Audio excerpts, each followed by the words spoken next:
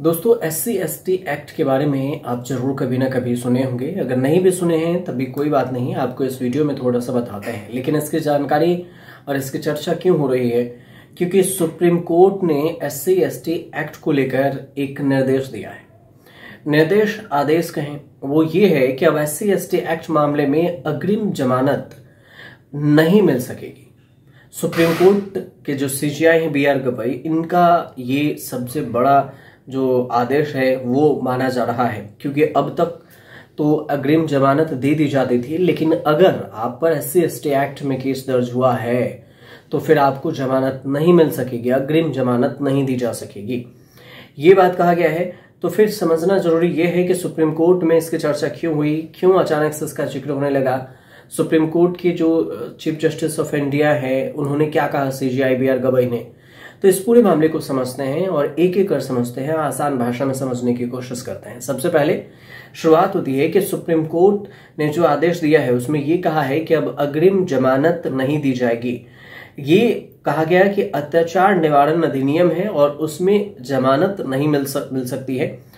प्रथम दृष्टि में यह कहा गया कि अपराध नहीं हुआ, अगर साबित तो हो जाता है कि अपराध नहीं हुआ है तो चीफ जस्टिस BR गवई की बेंच है, उन्होंने बंबई हाईकोर्ट के उस आदेश को रद्द कर दिया जिसमें एक आरोपी को जमानत दी गई थी।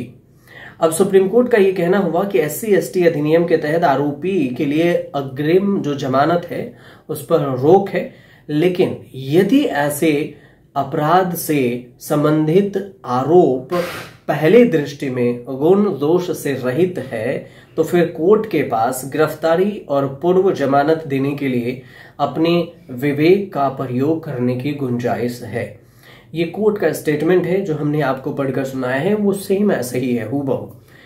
अब BR गवई की जो अध्यक्षता वाली बेंच है इसमें 3 जज थे और 3 जजों की बेंच ने इस पर सुनवाई की है और उसमें कहा कि एक आरोपी की जो अग्रिम जमानत है उसको खारिज कर दिया और कहा कि अपराध के बारे में प्रथम दृष्टि जो क्राइम है उसकी प्रथम दृष्टि को देखना और प्रथम दृष्टि का मामला न बनना, अगर ऐसे होता है तो फिर ऐसी स्थिति मानी जाती है कि जहां अदालत पहली नजर में ही FIR में दिए गए तथ्यों को पढ़कर पहले धारणा के आधार पर ही निष्कर्ष पर पहुंच गया है।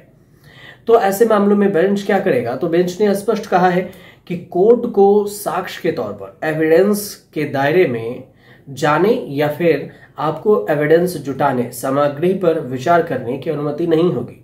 आपको न ही कोर्ट मिनी ट्रायल करने का कोई इजाजत देगा और न ही कोई इसके कोई प्रचार की आज्ञा देता है।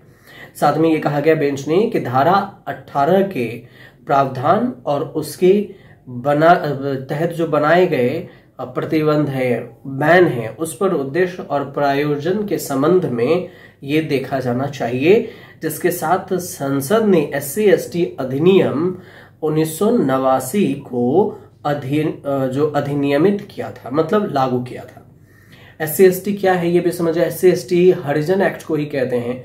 जो अनुसूचित जाति हैं, अनुसूचित जनजाति हैं, अगर उसने केस दर्ज कर दिया तो ये SC/ST के तहत ही ये केस दर्ज होगा। अगर किसी स्वर्ण जाति पर केस दर्ज किया जाता है तो अदालत ये भी कह रही है कि यह कानून अनुसूचित जातियां और अनुसूचित जनजातियों की जो सामाजिक आर्थिक स्थिति है उसको उसमें सुधार लाने और उपायों को लागू करने के लिए ये घोषित जो आदेश हैं उसको घोषित किया गया। जो समाज के एक कमजोर वर्ग है वो उसे दबाया ना जा सके। कोर्ट का ये कहना है कि इस तरह से जो कानून है वो उसे अंतर्निहित विचार करने की स्वतंत्रता होगी और नागरिक अधिकारों से वंचित नहीं किया जाएगा। उनका जो अपमान है वो नहीं होगा, अपमान का सामना नहीं करना पड़ेगा, अपमान और उत्पीड़न से उसे बचाया जा सकेगा। साथ में ये भी कहा है कि इसमें धारा 18 अपनी अंतिम विश्लेषण के अधिनियम के उद्देश्य पर ही आगे बढ़ती है। कई सारी चीजें हैं जिसमें सुप्रीम कोर्ट ने इसका जिक्र किया, लेकिन ये मामला क्यों आया? तो ये मामला आया जो एक प्रतिवादी हैं, एक याची हैं, उन्होंने और एक अन्य महाराष्ट्र विधानसभा चुनाव में एक विशेष उम्मीदवार है उसको वोट न देने के लिए अपील करता और शिकायत करता और उनके परिवार के सदस्यों पर हमला करने और जातिवादी गालियां देने का आरोप लगाया था। इसके बाद सबसे पहले दृष्टि में ये एफआईआर दर्ज की गई और प्राथमिकी के बाद जो विषय वस्तु है उसके आधार पर अदालत ने देखा, कंक्लूजन ये निकला, निष्कर्ष से कोई बच नहीं सकता। अनुसूचित और अनुसूचित जनजातियों का जो अत्याचार निवारण अधिनियम है 1989, उसमें ये अपराध बनता है कि आप किसी को भी गाली नहीं दे सकते। और गाली वो अपने वोट जिस हिसाब से दे रहा है उसकी मर्जी, वो वोट कहाँ दे, तो इस पर आप उसे दबाव नहीं दे सकते। और यही गाली गलौज की गई थी उसको और दबाव दिया गया था, और इसी वजह से ये पहले कोर्ट में मामला पहुंचा और फिर यहीं पर सुनवाई हुई। अब ये जो बेंच है, 3 जजों के बेंच है, जस्टिस BR गवई ने इसकी सुनवाई की, जस्टिस KV चंद्रन और जस्टिस NV अंजारिया, ये 3 जज हैं जो एक साथ इस पर फैसला किए। अब बेंच ने बंबई हाई कोर्ट को के जो एक आरोपी है उसको अग्रिम जमानत देने वाली जो आदेश था उसको रद्द कर दिया। बंबई हाई कोर्ट ने अग्रिम जमानत दे दिया था, लेकिन सुप्रीम कोर्ट ने इसे रद्द कर दिया। बोला कि अग्रिम जमानत नहीं दे सकते जब तक दोष सिद्धि नहीं हो जाती है कि आप दोष सिद्ध मतलब दोषी हैं या फिर नहीं है, तब तक आप जमानत नहीं दे सकते। यही पूरे जो बयान था उसी की चर्चा है और इसलिए हमने आपको ये पूरी जानकारी बताई। अगर आपको सही लगी तो हमारे चैनल से जुड़िए, सब्सक्राइब कीजिए, शेयर कीजिए, कमेंट जरूर कीजिए।